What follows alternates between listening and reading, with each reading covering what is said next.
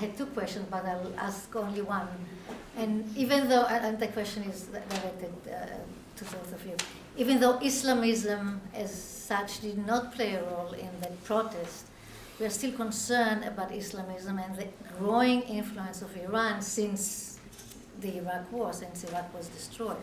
So can you draw a map for us of possible Iranian influence taking advantage right now of that transitional period? Well, opportunities are aplenty. Iran can, if it succeeds, if it is smart enough, can assume a certain role. But does it have advantages in what has happened? Does not seem to be the case. And they are surprised about that as much as anyone else. Notice that in Iran, both the government and the opposition claimed ownership of the protests in the Arab world. The government said this is an echo of the 1979 Islamic revolution in Iran. This is the Islamic nation awakening. Bogus. Nothing of this sort. You can read nothing of this sort across the Arab world. The opposition said they were inspired by our protests in June of 2009. We protested against the government and now they are protesting. Well, I would hope so, but no. That's not the case. Okay. These were innate movements that told you who's inspiring whom. Okay, the Tunisians were inspired by one person, the Egyptians were inspired by the Tunisians, etc. Islamism remains a potent force in the Middle East, there is no question about it. It is the one ideology that has articulated itself in, I wouldn't say substantive way, but at least formally in a complete way. Meaning Islam is the solution for them. They have presumably an agenda to reform society, to Islamize it, etc. That said, what we have today at this very moment, they no longer have the initiative. The initiative is not in their hand and they're playing catch up.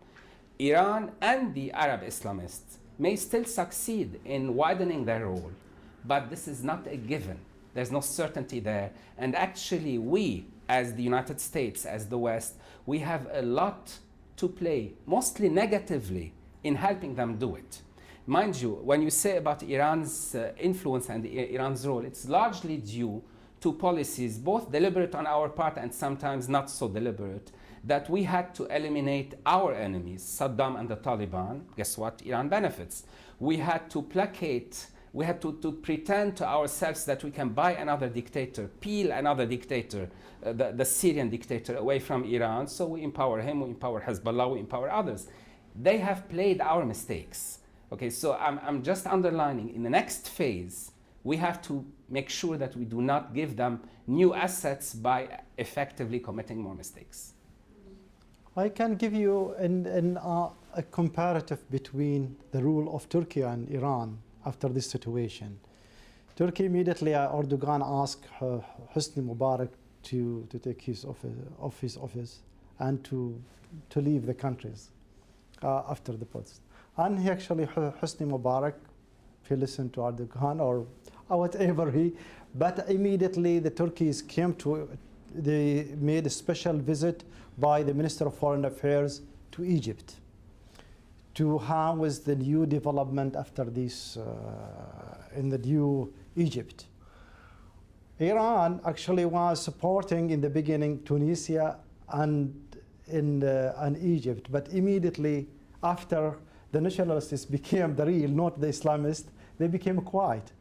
Why? They will lose their support in Iran and other places, which is they will lose their game. The second, they were afraid about this would be happening in Syria. So if they will lose Syria, it's a quiet loser.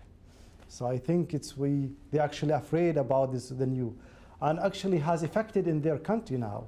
The new movement about the youth again is happening the same last elections.